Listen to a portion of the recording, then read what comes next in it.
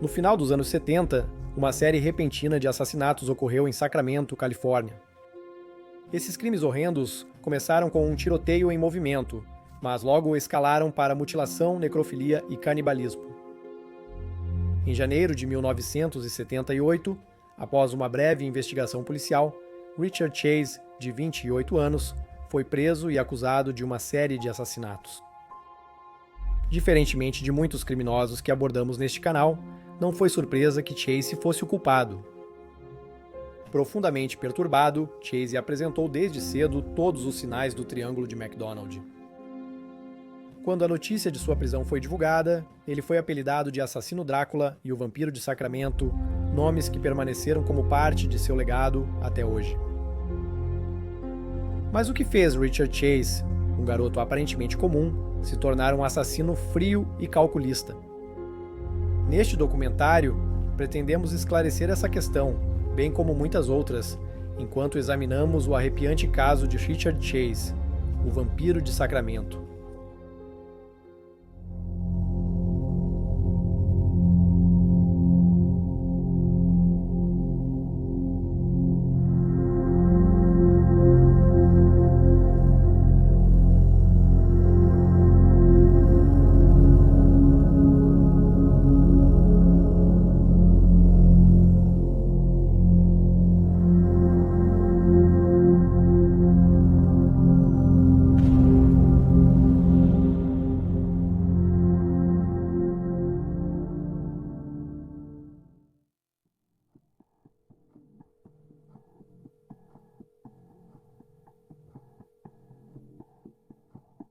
Nascido em 23 de maio de 1950, em Santa Clara County, Califórnia, Richard Trenton Chase era o mais velho de 2 filhos.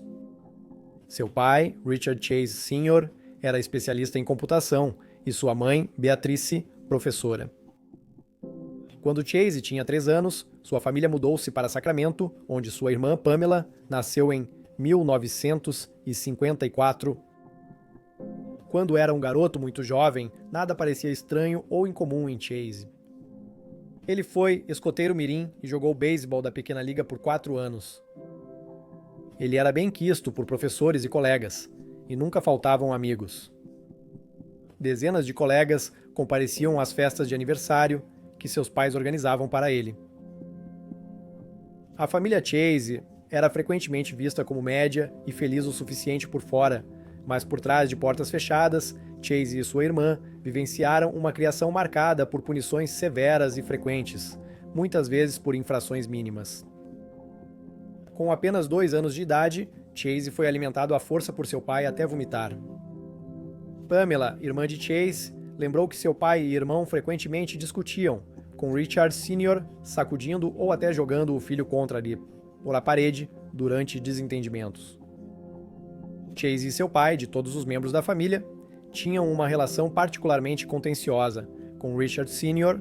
supostamente sendo emocionalmente abusivo e disciplinando seu filho sempre que ele era visto cometendo um erro ou estragando as coisas. Era considerada a típica família disfuncional de 1950, o que significa que havia muita discussão, havia algum abuso físico, mas não a ponto de estar fora da norma da cultura naquela época. As crianças naquela época eram muito frequentemente espancadas e era simplesmente considerado que é assim que você disciplina seu filho. Além de serem disciplinadores brutais, a família Chase tinha outros problemas. Apesar de terem se casado pouco antes do nascimento de Chase, o casamento de Beatrice e Richard Sr. foi conturbado durante a infância dos filhos. Embora isso se devesse em grande parte às dificuldades financeiras e ao alcoolismo de Richard Sr., Beatrice também era conhecida por ter discussões acaloradas com o marido, nas quais o acusava de usar drogas e tentar envenená-la. Posteriormente, ela também acusou que ele tinha casos com as vizinhas. Em uma ocasião específica, a família estava acampando em Oregon, quando Beatrice acusou Richard Sr. de ter um caso com uma mulher que estava se escondendo da família nos arbustos. Disse que isso arruinou toda a viagem. Aos 5 anos, Chase começou a exibir todos os comportamentos ligados ao Triângulo de MacDonald. Algo conhecido como o triângulo da sociopatia. O triângulo de McDonald é descrito como um conjunto de 3 fatores que, se pelo menos 2 estiverem presentes, acredita-se que estejam ligados a tendências violentas, especialmente em conexão com crimes seriais. A noção foi proposta em 1963 pelo psiquiatra J. Thornton M.I. MacDonald, e estudos adicionais por psiquiatras e agentes do FBI trouxeram mais evidências à ideia. O triângulo conecta crueldade com animais, obsessão por incêndios e enurese persistente após os 5 anos de idade a tendências violentas, incluindo comportamento homicida e predatório sexualmente. Apesar de vários estudos apoiarem a ideia do triângulo de McDonald, outros encontraram pouca ou nenhuma evidência de uma ligação entre o triângulo e comportamentos violentos. Ainda há muito debate em torno disso hoje. Independentemente da veracidade do triângulo de McDonald, Chase exibia comportamentos comumente associados à violência. Aos 10 anos, ele se fascinou com cadáveres de animais e passava seu tempo torturando e matando gatos locais. Segundo relatos, ele demonstrava um interesse clínico pelo sangue, órgãos internos e funcionamento dos corpos dos animais. Embora Chase tenha começado a assediar e abusar dos gatos do bairro sozinho, logo ele começou a fazer o mesmo com qualquer criatura que conseguisse pegar, incluindo pássaros, coelhos e cães. Relatos sugerem que ele matou tantos felinos locais que até os vizinhos se preocuparam com o número de desaparecimentos. Dizem que Beatrice, sua mãe, certa vez encontrou um gato morto em decomposição em um de seus canteiros de flores. 3 anos depois, os pais de Jazzy enfrentaram grandes dificuldades financeiras, perdendo sua casa em Sacramento. Por volta dessa mesma época, aos 13 anos, ele ficou obcecado com a ideia de que era membro da gangue James Younger, uma gangue de foras da lei do século XIX mais notável por ter o famoso assaltante de bancos e trens, Jesse James, como seu líder. Por quase uma década, o grupo foi muito temido, enquanto seus crimes eram relatados em todo o país, pois atacaram em pelo menos 11 estados, incluindo Kentucky, Tennessee e Texas. De acordo com o livro de Kevin Sullivan, Vampiro, Os Assassinatos de Richard Chase, Chase ficou tão confuso com a noção de que fazia parte da infame gangue criminosa que até colou sua cabeça em fotos do grupo e tentou vendê-las. Ele também pediu à mãe um chapéu de cowboy, mas ela negou. Chase manteve comportamentos estranhos na adolescência. Por exemplo, ele nem sempre dormia no seu quarto. Às vezes, preferia dormir na sala de estar da família, mas quando o fazia, sempre se despia, aumentava o aquecedor ao máximo e abria todas as janelas. Ele também, supostamente, brincava com fósforos e começava pequenos incêndios, e continuou a molhar as camas até bem na adolescência. Os pais de Chase se separaram quando ele entrou no ensino médio, e ele e Pamela se mudaram para Los Angeles com a mãe para morar com outros familiares. Contudo, pouco mais de uma semana após, Richard Sr. chegou em Los Angeles querendo levar Chase de volta para Sacramento. Beatrice permitiu que seu filho mais velho fosse, e 4 meses depois, ela e Pamela voltaram a morar com Chase e Richard Sr. Durante o ensino médio, Chase manteve-se popular entre os colegas. Ele não era um excluído social, e como era bem arrumado e bem cuidado, não tinha problemas para atrair garotas. Em 1965, ele começou a namorar uma garota que mais tarde usaria o pseudônimo Libby Christopher. Ao discutir seu relacionamento com Chase em entrevistas após sua prisão, Libby explicou que o casal não conseguia fazer sexo porque Chase era impotente. Embora o relacionamento deles tenha durado cerca de 1 ano, acabaram se separando devido à disfunção erétil dele. Foi aqui, em sua adolescência, que Chase começou a experimentar drogas, mas o que começou como uso casual de maconha levou-o a consumir grandes quantidades de dietilamida, do ácido lisérgico e anfetaminas. Sem surpresa, o uso de drogas por Chase foi uma grande decepção e frustração para seu pai, que sentia que seu filho estava sem ambição e foco, com as coisas piorando quando Chase completou 15 anos e foi preso pela primeira vez depois de ser encontrado em posse de maconha. Chase foi condenado a prestar serviço comunitário nos fins de semana como punição justa por seu erro, mas supostamente ressentiu isso e o fato de seu pai se recusar a contratar um advogado para ele. Depois da primeira prisão, Chase começou a ter um mau desempenho escolar. Até então, suas notas eram decentes, mas após seu primeiro encontro com a lei e a sensação de impotência que o dominava, ele pareceu perder o interesse por muitas coisas em sua vida, incluindo os estudos. Apesar de se formar na Mira Loma High School em 1968, suas tentativas de continuar os estudos não foram melhores. Ele estudou no American River College, uma faculdade comunitária em Sacramento, entre 1968 e 1971, mas desistiu devido a notas baixas e pouca frequência.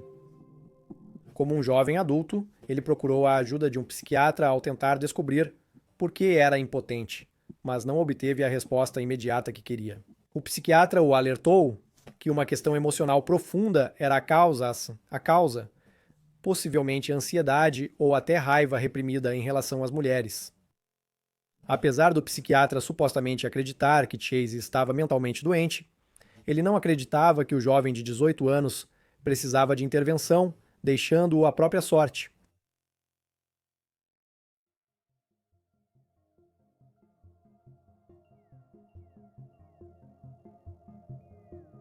Aos 20 anos, os dias de popularidade, festas e garotas de Chase já eram passado distante.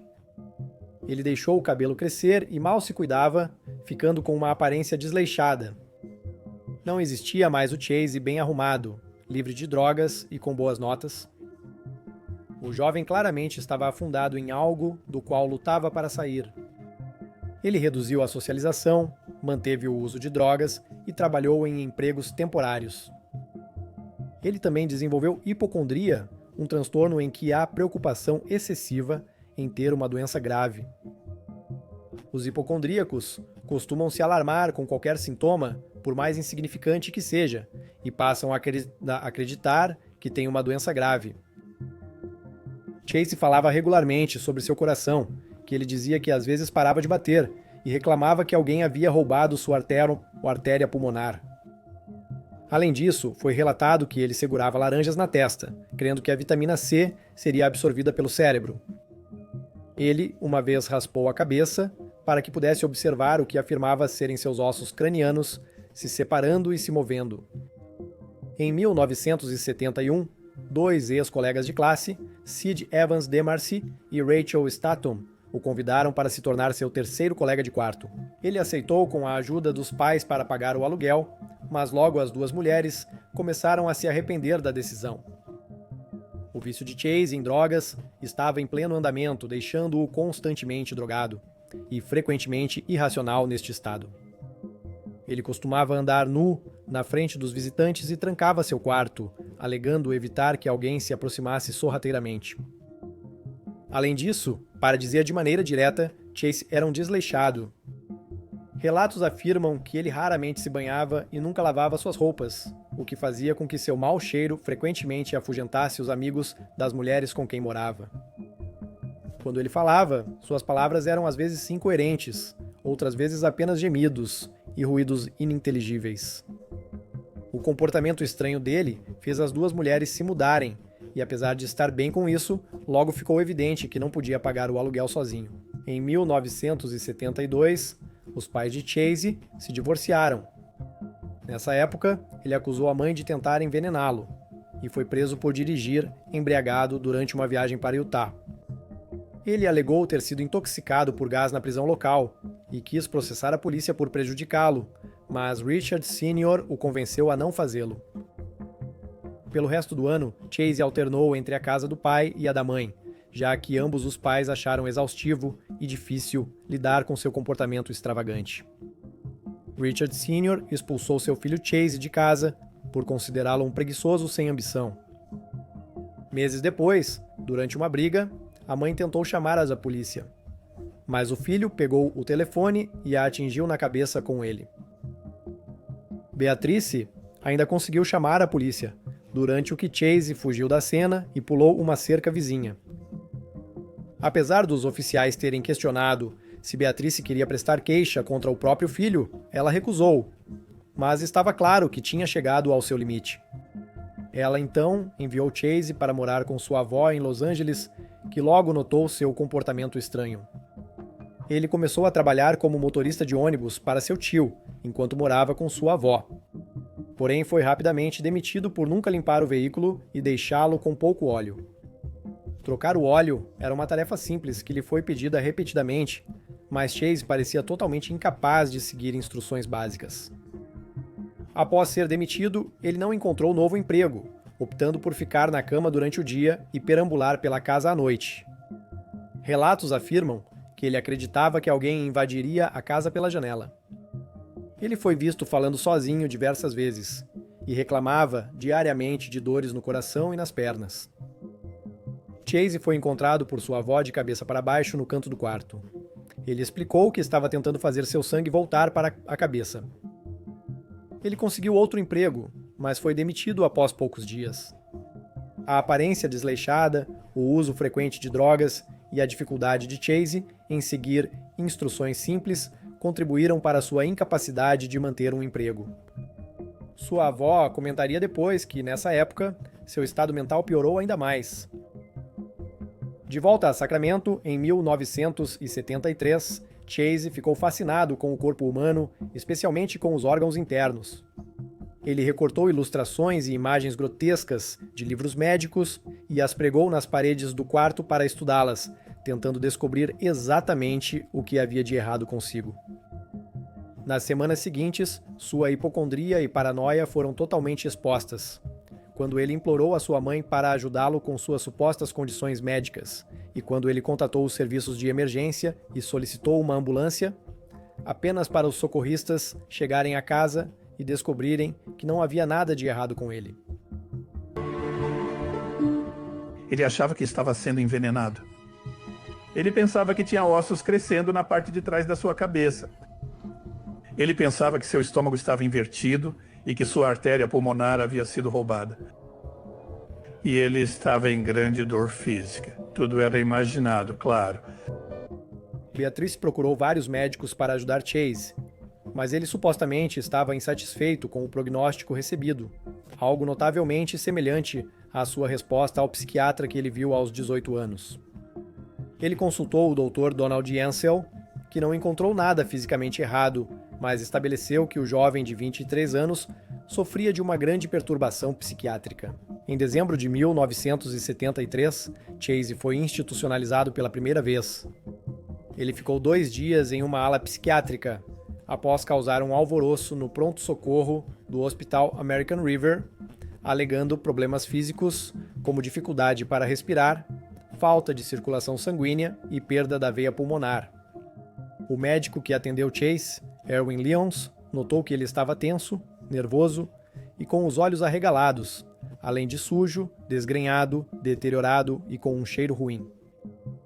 O jovem de 23 anos foi diagnosticado com esquizofrenia paranoide aguda, embora possa ter sido uma psicose induzida por drogas, segundo a equipe. Ele acabou sendo liberado após 2 dias porque Beatrice descobriu sua estadia na unidade psiquiátrica e foi confrontar a equipe do hospital. Ela foi observada como extremamente agressiva, hostil e provocativa. Após iniciar o tratamento medicamentoso para sua condição, a saúde mental de Chase melhorou drasticamente. Ele ganhou peso, pois estava muito abaixo do peso antes, e recebeu um tanque de oxigênio para ajudar com os ataques de pânico. Porém, muito de seu bom trabalho foi desfeito quando ele voltou a usar substâncias ilegais. Beatrice afirmou que, uma vez que Chase voltou ao vício em drogas, ele começou a aterrorizar ela e Pamela. Pamela fugiu de casa várias vezes para escapar dos episódios violentos dele, que incluíam a destruição de móveis e outros pertences. Durante um ataque particularmente violento, ele deu um tapa tão forte em sua mãe que a derrubou no chão. Ele era conhecido por fazer buracos nas paredes da casa, quebrar janelas e arrancar portas. Ademais, ele retomou a fala solitária e as acusações contra a mãe, alegando que ela não só tentava envenená-lo, como também controlar sua mente. O pior sintoma que retornou foi o abuso de animais pelo Chase. ele cortou as patas do cachorro da família com uma faca de bolso, e uma vez o segurou pelo focinho tão forte que o cão teve dificuldade para comer corretamente por semanas depois. Ele também matou um dos gatos da família após ver um programa sobre um gato que recebeu tratamentos médicos caros, o que o enfureceu, pois acreditava que era ele quem precisava desses tratamentos de alta qualidade. Eventualmente, tanto Beatrice quanto Richard Sr. ficaram tão sobrecarregados ao tentar cuidar dele que, em vez de interná-lo novamente, começaram a alugar um apartamento para Chase morar sozinho, completamente sem supervisão. Morando sozinho, Chase começou a caçar e comer coelhos crus. Embora seu pai tenha notado que Chase mantinha coelhos em casa, ele não acreditou quando viu que o filho os estava comendo, pois Chase havia dito muitas coisas ao longo dos anos, a maioria das quais não era verdade. Em 1976, ele foi internado novamente em um hospital psiquiátrico por ter injetado sangue de coelho em si mesmo, sofrendo de envenenamento sanguíneo. O pai o encontrou no último instante e o levou ao hospital. Chase alegou ter comido um coelho que tinha ácido de bateria no estômago. A injeção de sangue de coelho e outros fatores fizeram a equipe do hospital acreditar que Chase tinha problemas mentais. No entanto, ele se recusou a participar do tratamento, incluindo atividades em grupo, e foi transferido do American River Hospital para o Beverly Manor, onde ganhou o apelido de Drácula por sua obsessão por sangue. Foi visto capturando pássaros, que entravam pelas janelas, quebrando seus pescoços e bebendo seu sangue em várias ocasiões. Ele também retirou sangue de cães de terapia, usando seringas furtadas. Chase foi liberado ainda naquele ano, aos cuidados de sua mãe. Contudo, a equipe do hospital discordou que essa era a melhor ação a ser tomada. Relatadamente, um único médico tomou a decisão. Após os assassinatos, um membro da equipe afirmou que ele precisava de cuidados extensivos. Ele não estava recebendo tanto cuidado quanto deveria ter recebido. A virtude de Chase agora é fazendo coisas com pequenos animais. Animais e pássaros, você sabe. Matando e bebendo o sangue deles, ele precisava de cuidados extensivos. Ele não estava recebendo tanto cuidado quanto deveria ter recebido. Os medos da equipe do hospital se concretizaram quando Beatrice, sem orientação médica, retirou a medicação de seu filho, dizendo que o deixava como um zumbi. Ela o instalou em outro apartamento e, como antes com animais, Chase escalou seus hábitos alimentares de coelhos para cães. Ele comprava filhotes apenas para matá-los em seu apartamento e, em seguida, cortava seus estômagos, bebendo seu sangue e comendo suas entranhas. Vizinhos relataram vê-lo vagando sem rumo pelo prédio, sem reconhecer ninguém, e às vezes com animais, apesar da proibição de animais de estimação. Com o tempo, ele proibiu até mesmo sua família de entrar em seu apartamento, falando com sua mãe apenas por uma fresta na porta. Em 1977, Chase foi preso na área do Lago Pyramid, Nevada. Ele estava despido, com sangue espalhado pelo corpo. Ele está totalmente nu. Sangue espalhado pelo seu corpo. Eles tinham certeza que ele mataria alguém, então o prenderam. Um balde com um fígado foi achado em seu caminhão. Os policiais inicialmente acreditavam que ele havia cometido um assassinato, mas logo descobriram que o sangue e o fígado eram de uma vaca. Ele afirmou que estava sangrando e, quando perguntado sobre o paradeiro do cachorro, que havia sido visto com ele mais cedo naquele dia, disse não saber o que aconteceu com o animal. Até o momento, Chase não foi acusado de nada.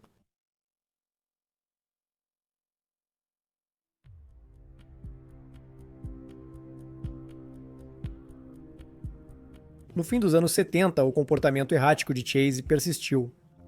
Ele manteve uma dieta de carne de cachorro, obteve uma pistola calibre .22 e mentiu sobre seu histórico de problemas mentais. Isso permitiu que ele atirasse na cabeça dos animais e coletasse o sangue das feridas. Vizinhos relataram ouvir tiros no apartamento de Chase. A polícia encontrou buracos de bala nas paredes, mas ele alegou que atirava nas vozes que ouvia e nenhuma outra medida foi tomada. Apesar de portar ilegalmente uma arma e estar claramente com problemas mentais, o jovem de 27 anos foi liberado ainda armado. Chase cometeu seu primeiro assassinato em dezembro de 1977. O Natal daquele ano havia sido, de certa forma, um sucesso. Seu pai lhe deu uma parca de esqui laranja, que ele mesmo havia escolhido, e sua mãe veio com presentes para ele.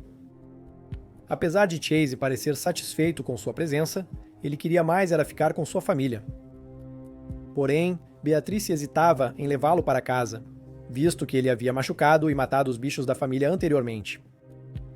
Além disso, sua irmã Promela tinha medo dele e não queria vê-lo.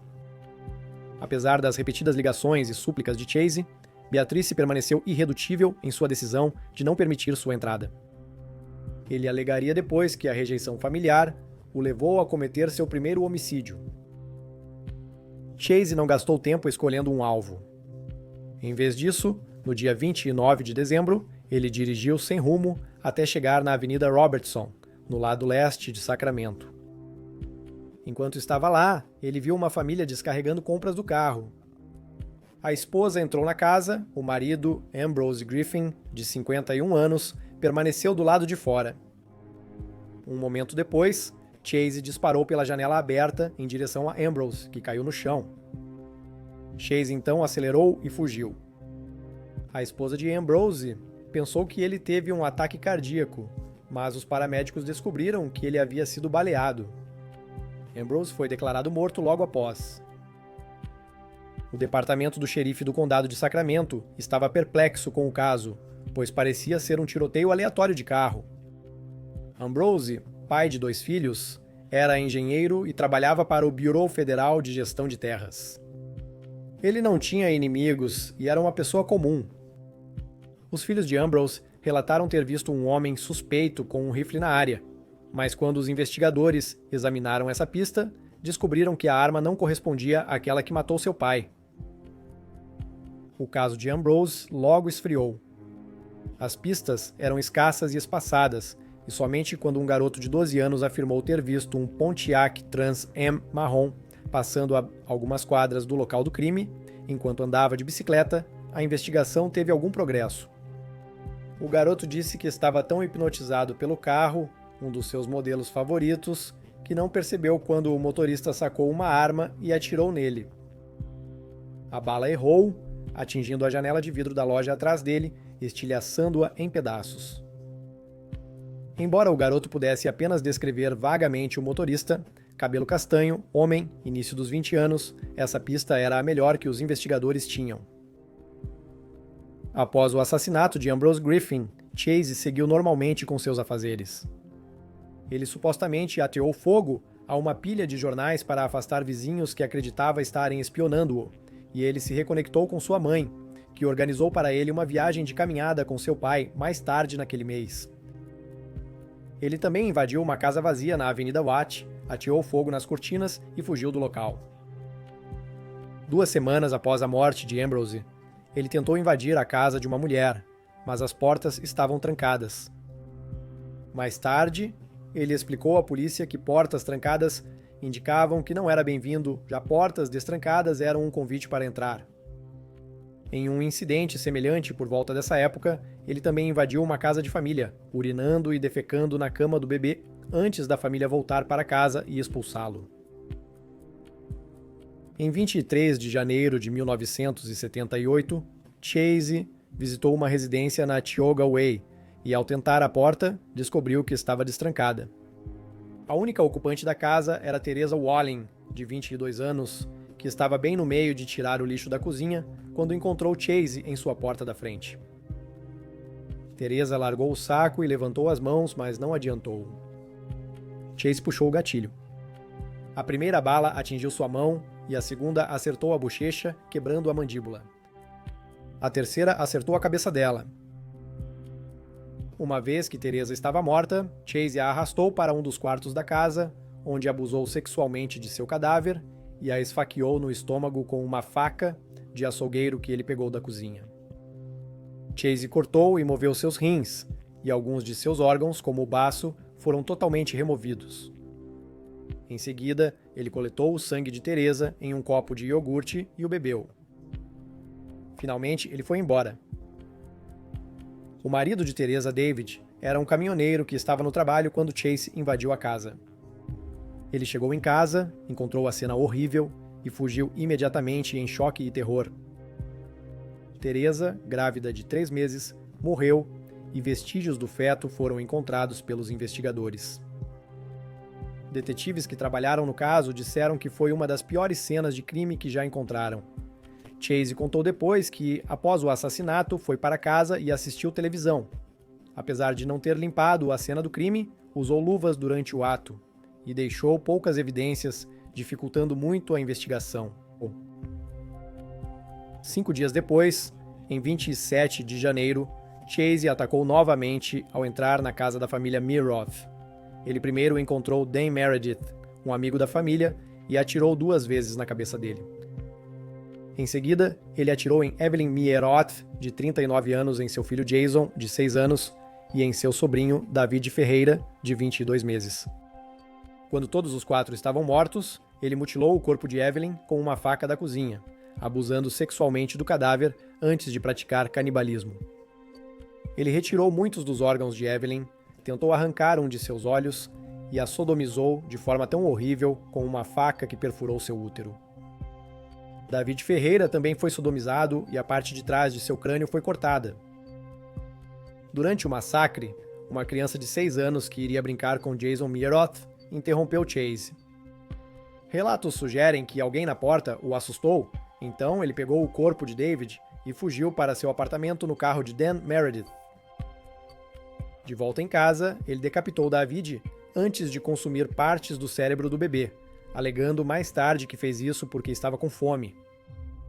Chase relatou posteriormente aos investigadores que teve um apagão enquanto fugia e estava apenas semiconsciente durante os assassinatos.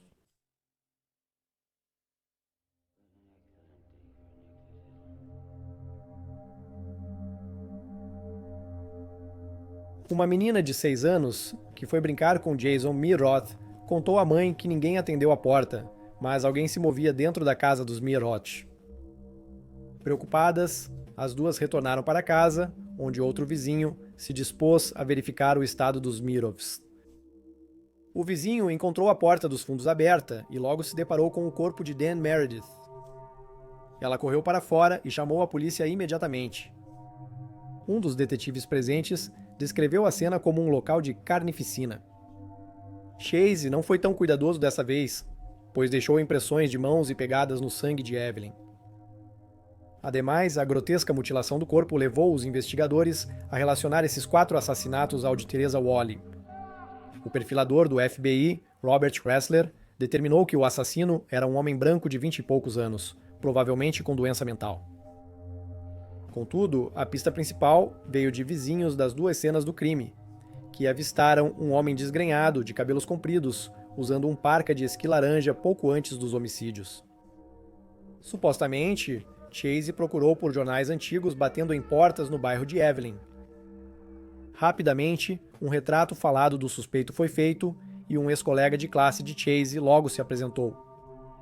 Ela explicou que ele a abordou usando uma parca de esqui laranja no shopping, mas não o reconheceu porque ele parecia drasticamente diferente de quando estavam na escola juntos. Ela observou que havia manchas de sangue em sua camisa branca sob a parca e afirmou que ele tentou pegar uma carona com ela, mas ela recusou e se trancou no carro para evitar ele.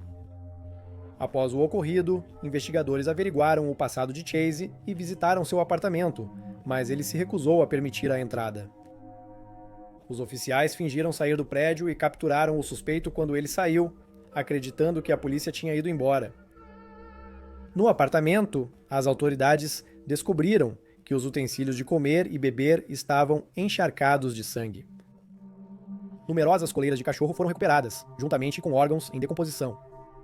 Alguns pertenciam a animais, outros eram humanos. Investigações revelaram que ele tinha publicado um anúncio sobre filhotes à venda, enquanto a palavra hoje estava escrita em 46 datas ao longo de 1978, incluindo nos dias dos assassinatos de Teresa e da família Meeroth. Sob custódia, Chase não cooperou com os investigadores. Ele afirmou que só matou alguns cães e que os italianos o estavam incriminando por outros assassinatos. Durante 2 meses, os investigadores desconheciam o paradeiro de David Ferreira. O corpo decomposto foi encontrado dentro de uma caixa em uma lixeira somente em março. Ao conversar com psiquiatras, Chase revelou que sua mente continha coisas normais, incluindo cenas de um jato 747 explodindo. Ele acrescentou que também via luzes no céu, possivelmente OVNIs, e também disse a eles que era judeu, mesmo que não fosse. Enquanto aguardava julgamento na prisão, ele alegou que a comida servida estava envenenada.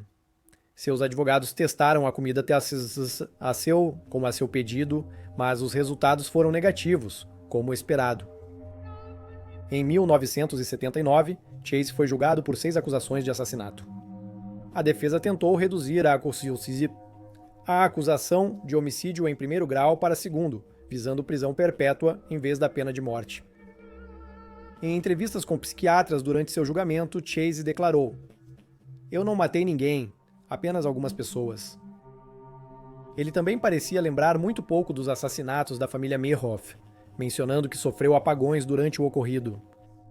Ele declarou: "Eu estava doente, envenenado por iodo ou mercúrio. Eu buscava me libertar de um ambiente tóxico e morar com os parentes da minha avó.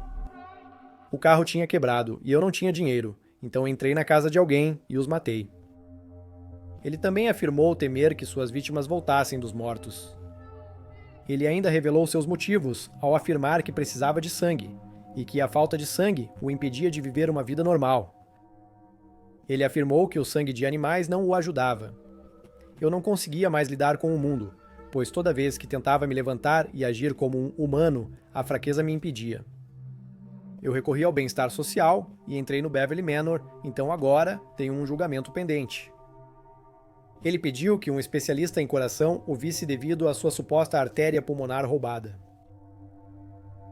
Chase se declarou inocente por insanidade temporária, afirmando ao tribunal ser uma boa pessoa com coração e mente fracos.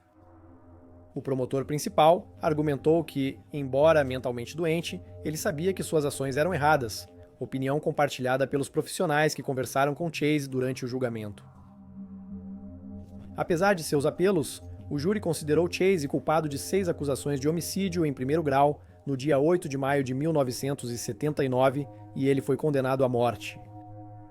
O advogado de defesa, Faris Salameh, declarou que, embora pudesse entender por que Chase, usando luvas, foi considerado culpado de homicídio premeditado por promotores, médicos e júri, ele ressaltou que Chase levou luvas de borracha consigo, mas nunca se limpou.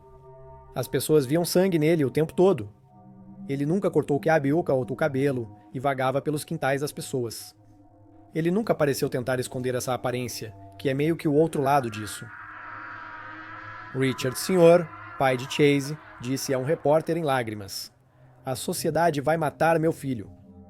Acho que eu sabia disso desde o início, e talvez esteja certo. Eu não sei. Não há um dia que passe que eu não pense nas pessoas que ele matou. Eu chorei muito no ano passado. Eu não sei se foi mais por essas pessoas do que pelo Rick." Um relatório do FBI sobre Chase afirma que ele alegou estar considerando um recurso porque, segundo a lei da Califórnia, é homicídio justificável quando uma pessoa mata para salvar sua própria vida, e que, no caso de seus assassinatos, Chase estava matando para obter sangue, o que era necessário para sustentar sua vida, portanto, homicídio justificável. Ele alegou ter sido ordenado a cometer os assassinatos por raios da morte direcionados a ele por OVNIs. O relatório do FBI mostrou o quão desconectado da realidade Chase estava. Ele afirmou que beber sangue ajudava temporariamente sua condição, mas não era uma cura, e admitiu ter matado diversos animais, incluindo o cachorro da família, pelo sangue, o que o levou a ser expulso de casa. Ele também mencionou que, apesar de ter usado drogas na adolescência, não atribuiu seu comportamento ao abuso de substâncias.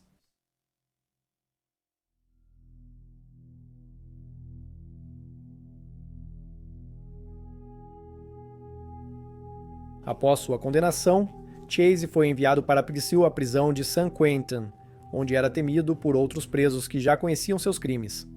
Relatos indicam que muitos tentaram persuadi-lo a tirar a própria vida. Por um breve período, foi transferido para uma instituição de saúde mental em Vacaville, mas retornou a Saint-Quentin em abril de 1980. Cerca de 4 meses depois, Chase pediu transferência para uma prisão na costa leste, mais próxima do governo e distante dos OVNIs que alegava o assediarem. Seu pedido não foi atendido. Em documentos escritos por ele, afirmou que não era culpado pelos assassinatos, que resultaram de OVNIs, da CIA, da máfia e desastres aéreos. Ele reafirmou sua crença de que sua mãe o envenenava desde o nascimento. Richard Chase foi encontrado morto por suicídio às 11 horas e 5 de 26 de dezembro de 1980. Ele foi encontrado morto de bruços em sua cela, vítima de uma overdose de Sinaquan, um medicamento prescrito para tratar sua depressão e alucinações, conforme revelado pela autópsia.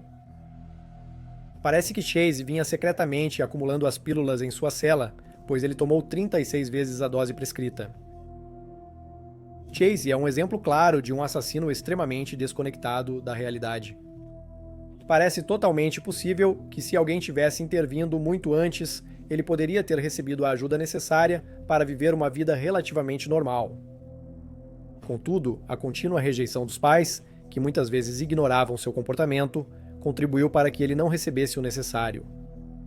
Simultaneamente, ele é um dos assassinos mais perturbadores que já abordamos neste canal, com cenas de crime frequentemente grotescas, cruéis e insensíveis.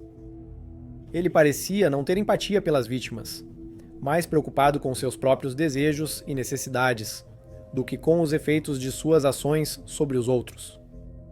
Seu advogado de defesa, Faris Salami, refletiu sobre o caso mais de 30 anos depois, em 2010.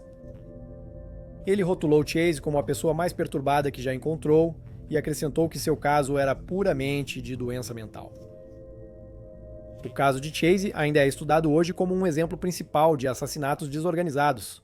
Obrigado por assistir